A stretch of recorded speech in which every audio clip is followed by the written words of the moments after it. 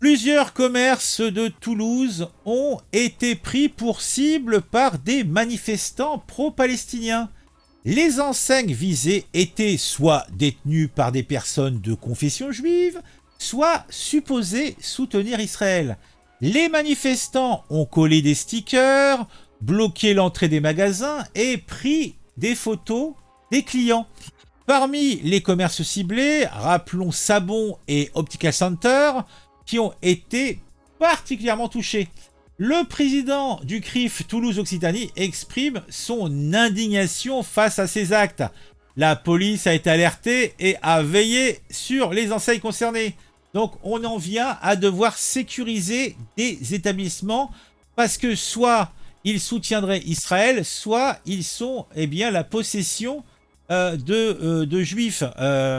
Franchement, là, ils s'amusent à mettre des stickers donc sur les devantures. Bientôt, ils vont ressortir les peintures jaunes. Voir comment ça part. Tout ça n'est pas beau, tout ça n'est pas propre et ça sent l'odeur néphétique des heures les plus sombres de notre histoire.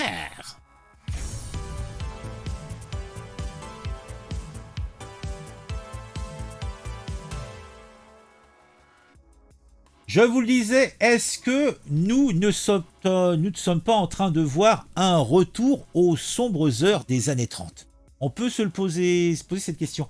C'était le 2 octobre 2024, un mercredi, que, en marge d'une manifestation de soutien à la cause palestinienne, plusieurs enseignes de Toulouse ont été prises pour cible par des manifestants pro-palestiniens. Ces commerces ont été visés au motif qu'ils seraient détenus par des personnes de confession juive ou qu'ils soutiendraient les positions d'Israël dans la guerre au Proche-Orient. Mon Dieu! Alors, au moins 4 commerces ont été la cible des manifestants. Cela était en fait le cas, en tout cas, de manifestants qui appelaient au boycott des commerces juifs et de ceux ayant un lien avec l'État hébreu. Parmi les enseignes visées, la boutique Sabon, située rue d'Alsace-Lorraine, elle a été particulièrement touchée. Pendant plus d'une demi-heure, des manifestants ont collé des stickers vindicatifs sur l'aventure, bloqué l'entrée aux clients et pris en photo ceux qui tentaient de pénétrer à l'intérieur. Sabon est avant tout une marque française. Bien que d'origine israélienne, elle appartient désormais au groupe Rocher, une entreprise française.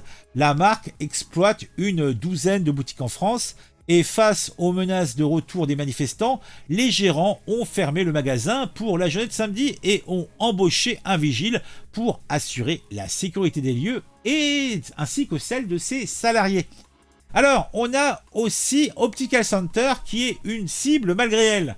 La boutique d'Optical Center, rue John Fitzgerald Kennedy, a également été visée, bien que la société soit française.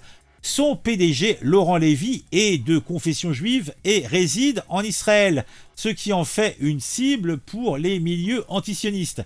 Nous n'avons rien à voir avec tout cela, nous vendons simplement des lunettes et du matériel médical, explique Sylvain, le responsable de la boutique. Eh oui.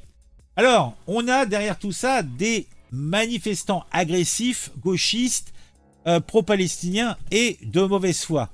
Des dizaines de militants munis d'un mégaphone ont crié des slogans hostiles à Israël devant la boutique d'Optical Center. Ils ont également collé des stickers appelant au boycott d'Israël et d'Optical Center. Les manifestants sont rapidement repartis, mais l'action a été suffisamment intimidante pour que le commerce alerte la police qui a veillé sur l'enseigne samedi.